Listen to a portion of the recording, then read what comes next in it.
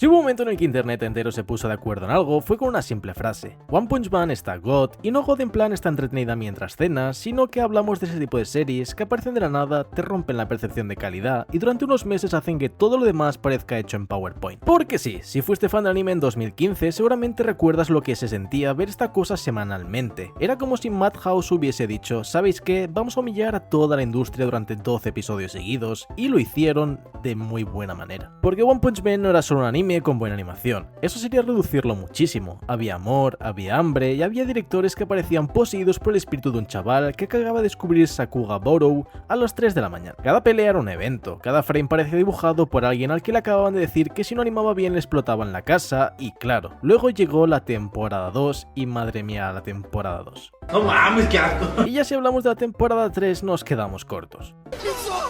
Madre mía, la temporada 3, posiblemente la peor calificada de la historia de los animes. De verdad que yo no sé cómo explicarle a alguien que no vivió ese momento del shock colectivo que fue aquello, porque una cosa es bajar un poco el nivel y otra muy distinta es pasar de algo muy bueno como en la primera temporada, peleas como por ejemplo Saitama contra Boros, o simplemente el golpe normal que le intenta dar a Genos. Y con eso pasaríamos a las posteriores temporadas, con literalmente PNGs moviéndose por las pantallas. Y es tristísimo porque One Punch Man debería haber sido intocable, era esa franquicia, la típica que parecía destinada a convertirse en uno de los grandes animes de acción de la década, porque tenía el pack completo: protagonista icónico, humor absurdo, peleas absurdamente épicas, villanos increíbles y encima el dibujo de Yusuke Murata, que sinceramente no sé si ese hombre dibuja mangas o pactos demoníacos. Estás enfermo, Bruce Wayne. Porque hay mangas bien dibujados y luego está Murata haciendo páginas que parecen pósters oficiales de una película de Marvel de 200 millones de dólares. Literalmente tú ves algunos paneles de Garou, de Boros o del maldito Saitama serio y piensas: nah, esto no se puede adaptar mal. Y pues sí que se podía. Y lo peor es que la caída duele precisamente más porque la primera temporada era una barbaridad histórica. Si One Punch Man hubiese comenzado siendo una serie normalita, no hubiese sido tan doloroso, pero no. Empezó siendo una absoluta masterclass de dirección y cuando pruebas algo tan bueno ya no puedes volver atrás. Y por esto en este vídeo no solamente vamos a ver por qué la animación bajó, sino que vamos a analizar un poquito más las 3 temporadas y hablar un poquito del cambio de estudio. Además de muchas otras cosas como los personajes, etc. Pero primero de todo es que hay algo que creo que mucha gente no termina de entender cuando habla de la primera temporada de One Punch Man, y es que no fue simplemente un anime con mucho presupuesto. De hecho, esa explicación me parece hasta injusta, porque si hacer algo así dependiera solo del dinero, entonces medio Japón estaría sacando obras maestras visuales cada 6 meses, y claramente no es el caso. La temporada 1 de One Punch Man fue un milagro industrial, una alineación cósmica, y lo digo totalmente en serio, porque desde la temporada 1 estaba Madhouse, que ya tenía fama de estudio potente. Habían hecho cosas como Death Note, Hunter x Hunter o Parasite, o sea, no eran precisamente unos randoms. Pero incluso para los estándares de Madhouse, lo de One Punch Man fue una salvajada, y el responsable de todo eso fue Shingo Natsume, el director de la serie. Un tipo que entendió algo importantísimo: esta historia no funciona si la diriges correctamente. Necesitaba personalidad, exageración y que cada escena pareciera estar constantemente vacilándote en la cara. Porque aunque tenga peleas épicas, es una parodia, y el anime entendía perfectamente cuándo debía ser ridículo y cuándo debía convertirse en el combate más serio de la historia del shonen durante literalmente 40 segundos. Y ese contraste era la magia. La escena de Saitama corriendo hacia el meteorito, por ejemplo, tú la ves hoy y sigues funcionando igual de bien. La música empieza a crecer, los personajes secundarios están aterrados y la ciudad parece condenada. Y de repente aparece este calvito vestido como un NPC de gimnasio dispuesto a darle un puñetazo a una piedra gigante. Es una estupidez, pero es una estupidez maravillosa. Porque madre mía, animación. Creo que hay gente joven que no entiende el impacto que tuvo esto porque ahora vivimos en la era del clip de Twitter. Hoy en día cuando sale una pelea bien animada, a las 2 horas ya tienes 15 cuentas poniendo "esto es cine" en Twitter. Pero en 2015 no era tan habitual ver una serie semanal con este nivel de consistencia. Cada episodio parecía un final de temporada, y eso se daba a otra cosa importantísima: los animadores invitados. Porque One Punch Man reunió a un grupo de gente, como puede ser Yutaka Nakamura, Norio Matsumoto y muchos más. Nombres que para el espectador casual probablemente suenen a NPCs desbloqueados de un RPG, que para mí también lo eran hasta que empecé a hacer este vídeo y empecé a investigar un poquito, pero que para la industria son auténticos monstruos. O al menos eso es lo que dice Google. Es gente obsesionada con el movimiento, con el impacto y con hacer que un puñetazo se sienta como una bomba nuclear emocional. Y se nota muchísimo en el anime, fijaos en cómo animan a Genos. Cada movimiento deja estelas, hay piezas metálicas moviéndose constantemente con chispas, vapor y pequeños detalles que probablemente el 90% del público ni siquiera percibe conscientemente, pero que hacen que el personaje parezca vivo. Genos no se mueve como un dibujo, se mueve como una máquina ultra sofisticada que pesa toneladas. O Speed Sonic, qué personaje más absurdamente fachero, por Dios. Sus escenas parecen dirigidas por un fan enfermo de Naruto después después de escuchar Linkin Park durante 5 horas seguidas. Todo va rápido, la cámara se deforma y los fondos desaparecen, donde hay momentos que incluso literalmente entiendes menos del 50% de lo que está pasando y aún así tu cerebro dice que está épico. Y luego está Boros, que yo sé que ya he hablado muchísimo de Saitama contra Boros, pero honestamente creo que todavía está infravalorada, porque no es solo una pelea bien animada, es una declaración de intenciones y es Madhouse diciendo que vamos a agarrar una pelea que en papel ya era increíble y la vamos a convertir en un evento generacional. La paleta de colores donde esa escena es una barbaridad, los colores bien utilizados, las explosiones iluminando toda la nave y lo bien que animan para generar esa sensación de velocidad. Y lo mejor de todo era la escala, porque cada golpe parece destruir continentes. Hay un momento concreto donde Boros lanza a Saitama a la luna y la escena dura apenas segundos, pero la composición es tan buena que se te queda grabada para siempre. El silencio del espacio, la luna completamente vacía y Saitama pensando literalmente en el supermercado mientras está en un cuerpo celeste, y luego el salto de vuelta a la Tierra es simplemente épico.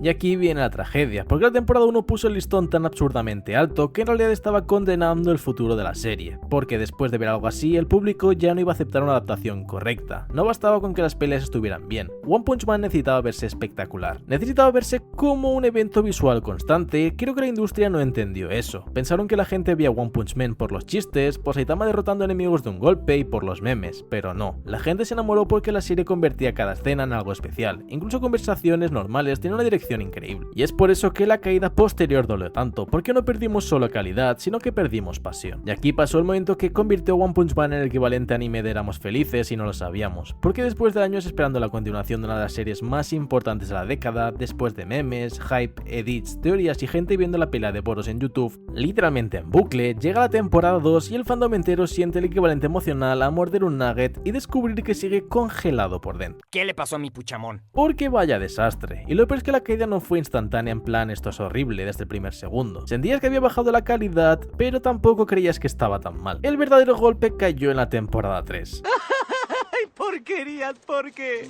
¿Porquería yo? Pero no nos adelantemos, porque claro, para la temporada 2 Madhouse fuera y entra JC Staff, y antes de que venga alguien a decir pero JC Staff ha hecho cosas buenas, sí, obviamente ha hecho cosas buenas como Toradora o Food Wars, que tiene momentazos. El problema nunca fue únicamente el estudio, el problema fue el contexto de la producción, los tiempos, la planificación y sobre todo una cosa importantísima, intentar continuar una serie con un nivel de animación increíble como era el de la primera temporada. Pero aún así, creo que nadie se esperaba semejante bajón, porque una cosa es no alcanzar el nivel de Madhouse y otra muy distinta es hacer que Garou peleando parezca una cinemática de móvil free to play. Y aún así hay momentos que se salvan, como por ejemplo Garou peleando contra los héroes, pero aún así no se siente igual. Y ya llegó la temporada 3, que hizo que recordase la temporada 2 con cariño, porque la temporada 3, madre de Dios, qué absoluta papeada monumental al legado de la serie. Porque lo peor de la temporada 3 no es que sea peor que la temporada 2, lo terrible es que ya sabían cuál era el problema. El fandom llevaba años diciéndolo, años, que si el sonido, que si la composición, que si las escenas sin impacto, que si los fondos vacíos, o que si Genos parecía hecho de plástico reciclado. Tuvieron tiempo, tuvieron feedback y tienen uno de los arcos más queridos del manga y aún así lograron hacer una temporada que muchas veces parecía una versión low cost de la ya low cost temporada 2. Es una locura, y lo peor es que empezó antes incluso del estreno. Los trailers ya olían rarete, pero raro de verdad. Internet entero estaba analizando los fotogramas como veteranos traumatizados de guerra. Estaban todos en plan no tranquilos, que seguro que el movimiento mejora, seguro que están guardando lo bueno para más adelante y hermano. Yo también tenía la esperanza de que mejorase, pero luego los episodios salieron y madre mía. Lo primero que notabas es que la serie ya ni siquiera intentaba esconder sus limitaciones. La temporada 2 al menos fingía un poco. Había momentos que la dirección decía, vale, no tenemos tiempo ni recursos, pero vamos a intentar venderte algo ligeramente bueno. Y aquí literalmente las escenas parecían PowerPoints que se movían con PNGs. Personajes quietos, cámaras lentísimas, zoom dramáticos para evitar animar movimientos y speedlines por todas partes como si fueran tiritas intentando tapar una hemorragia. Y con esto One Punch Man dejó de sentirse viva, porque la temporada 1 tenía una dirección que constantemente te gritaba mira esta locura, cada escena estaba construida para impresionar, y después tenemos la temporada 3 que muchísimas conversaciones parecen sacadas de un anime genérico de temporada número 48. Da gracias si la boca se movía cuando hablaban. Pero claro, donde se notó todo esto realmente fue en las peleas, porque este arco necesitaba excelencia. El Monster Association Arc en el manga de Yusuke Murata no es simplemente un arco bueno, es probablemente uno de los mejores festivales de dibujo técnico que ha dado el manga moderno. Hay páginas de Murata que literalmente parecen renders cinematográficos, con composición enfermiza, escalas gigantescas y coreografías donde cada personaje tiene una silueta distinta y reconocible incluso en medio del caos absoluto. Y el anime, pues bueno, había momentos donde literalmente parecía que los personajes estaban deslizándose por el escenario en vez de pelear, como la mítica escena que hemos visto todos de Garou deslizándose por la hierba sin hacer nada. No puedo superar lo del sonido. ¿Cómo es posible que una serie sobre superhumanos pegándose tenga efectos de audio peores que vídeos de fans de YouTube hechos con Sony Vegas en 2011? Parecían barras de metal y electrodomésticos chocando haciendo clang y clon.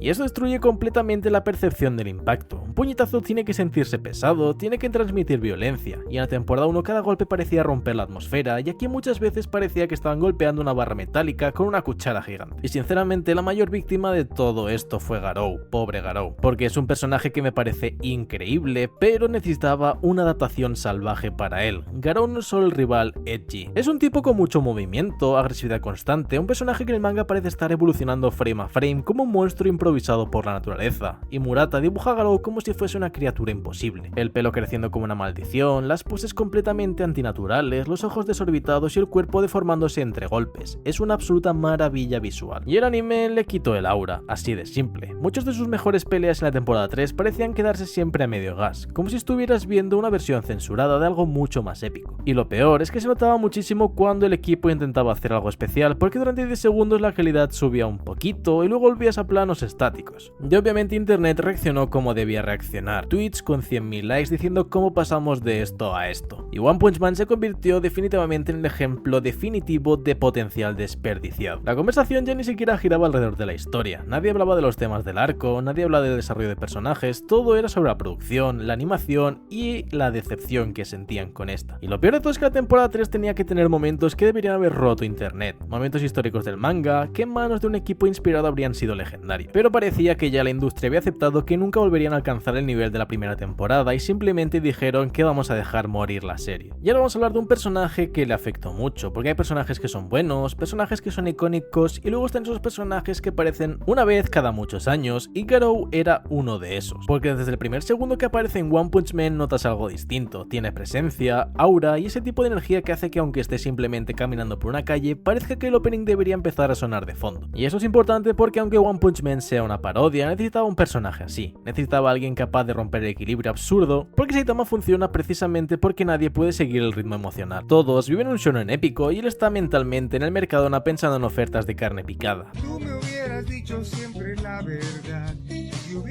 Pero Garou no, Garou sí vive en el shonen y encima se cree el protagonista, y eso es lo brillante del personaje, porque en otro anime Garou sería literalmente el héroe, el típico chaval traumado por la sociedad que decide rebelarse con un sistema hipócrita, tiene pasado triste, discurso antisistema, filosofía propia y una obsesión enfermiza con demostrar que el mundo está equivocado. Es el típico de personaje que en cualquier otro anime tendría edits con música funk y adolescentes diciendo literalmente yo, porque es literalmente tremendo fachero. El diseño ya ayuda muchísimo, ese pelo blanco descontrolado, la mirada completamente ida, la ropa rota constantemente como si el tipo llevara peleando desde 2007, pero lo que realmente hace especial a Garou es cómo peleaba, porque madre mía cómo peleaba en el manga. Porque Garou no pelea como un héroe clásico ni como un villano gigante a lo Dragon Ball, él pelea como un animal salvaje ultra inteligente, se adapta constantemente, improvisa, analiza movimientos y aprende en medio del combate, literalmente parece Majoraga. Y es de la adaptación anime cometió uno de sus mayores pecados, no entender que Garou necesitaba una dirección distinta, porque las peleas de Garou no funcionan únicamente por la escala, funcionan por el caos controlado, por la sensación de velocidad y por sus técnicas y movimiento impecable. Y en la temporada 2 hubo algún destellito de esto, como por ejemplo su pelea contra Tank Top o contra los demás héroes, pero después ya la temporada 3 cagada histórica. Encima Murata dibuja el deterioro físico de Garou como si fuese una película de terror corporal, cada pelea lo deja más roto, más monstruoso y más irreconocible. Y eso en un anime podría haber sido algo histórico, pero el anime rara vez consigue transmitir esa transformación de forma impactante. Muchas veces Garou simplemente pasa de despeinado a más despeinado y poco más. Dime tú, ¿cuál es la necesidad? No hay esa sensación de evolución monstruosa constante, no hay locura visual y no hay miedo. Es un tipo que no nace como un monstruo, sino que prácticamente la sociedad lo fabrica, pero no se refleja bien. Y aún así, pese a todos los problemas, Garou sigue siendo probablemente lo mejor de las temporadas 2 y 3, así que imagínate el nivel de personajes para sobrevivir a semejante producción accidental y aún así seguir seguir dejando escenas memorables. Eso demuestra que había potencial para algo gigantesco y sinceramente creo que ahí está lo más triste de todos. Garou tenía material para convertirse en los grandes antagonistas modernos del anime, nivel conversaciones internas en internet, pero necesitaba una adaptación igual de buena que él. Y aquí viene la pregunta más incómoda del vídeo: ¿One Punch Man todavía se puede salvar o ya estamos viendo un cadáver sostenido por nostalgia y edits de TikTok? Porque seamos honestos, la temporada 3 dejó algo clarísimo. El problema ya no es solo la animación bajó un poco, sino que el problema es que la serie perdió lo que la hacía especial. Perdió impacto y lo que más importante aún es que perdió a sus fans. Y eso es gravísimo cuando tu anime literalmente vive de las peleas. Lo peor es que el manga de Yusuke Murata sigue estando absurdamente bueno, o sea, el tipo dibuja como si estuviera poseído por un demonio de renderizado. Hay paneles con Garou o Saitama que parecen wallpapers oficiales de PlayStation 7. Encima, Twitter no perdona nada. En la temporada 1 cuando salieron los episodios la gente decía que eran puro cine y ahora es gente diciendo por qué ya nos parece render de una PlayStation 3. Y lo más triste es que potencial sigue habiendo. El arco de Garou sigue siendo increíble, Saitama sigue funcionando como protagonista y el humor continúa siendo God. Y el material original sigue siendo una locura visual y también de historia. Pero si el anime no recupera la ambición real, va a terminar convirtiéndose en esa franquicia que la gente recuerda diciendo: buah, la primera temporada una obra maestra y nada más. Literalmente lo mismo que pasó con el anime de Nanatsu no Taizai. Porque a veces un anime no muere cuando termina, sino cuando deja de sentirse especial. Y aquí es donde normalmente el vídeo haría el típico: bueno chicos, conclusión bonita, moraleja y nos vemos. Pero One Punch Man no está en un momento para moralejas bonitas. Está en ese punto incómodo donde la nostalgia pesa más que el presente y eso en internet es básicamente gasolina para guerras civiles en comentarios. Porque si miras la historia completa, lo que tenemos delante es un caso rarísimo. Una primera temporada que fue literalmente un milagro técnico, una segunda que ya empezó a mostrar grietas y una tercera que directamente ha dividido a la comunidad como si fuera un experimento social de Reddit. Y no es que el material haya dejado de funcionar, Saitama sigue siendo uno de los conceptos más potentes del anime moderno. Un personaje tan roto que el conflicto no es si gana, sino porque sigue peleando, y eso es oro puro a nivel narrativo. El problema es que ese oro ya no brilla igual si lo envuelves en una presentación que no está a la altura. Y aquí viene el dilema real del fandom, el que nadie quiere decir en voz alta porque suena demasiado definitivo. ¿Queremos que One Punch Man siga saliendo aunque sea irregular, o preferimos que pare antes de seguir erosionando su legado? Y las dos opciones son bastante malas, porque si lo paran queda como la serie legendaria con una primera temporada perfecta y ya, y si sigue así corre el riesgo de convertirse en la serie que fue increíble pero mira lo que acabó siendo. Y eso duele más porque los animes no mueren cuando los cancelan, sino cuando la gente los olvida o los recuerda por algo malo. Entonces la pregunta final no es técnica, ni de estudio, ni de producción, es emocional y es si prefieres que One Punch Man quede incompleto pero que siga siendo legendario, o que One Punch Man continúe pero diluido. Pero vamos, que sería increíble que arreglen todo esto y que hagan que el anime vuelva a ser lo que era anteriormente. Incluso si no es mucho soñar que hagan otra vez la tercera temporada pero bien hecha. Pero bueno, yo no puedo hacer nada, así que simplemente voy a leer tu opinión en comentarios de qué opinas respecto a esto. Yo soy Todo un Otaku, tenéis mi canal con diferentes vídeos de anime, te puedes suscribir, dejar un like y todas esas cosas de youtubers, y nos vemos en próximos vídeos.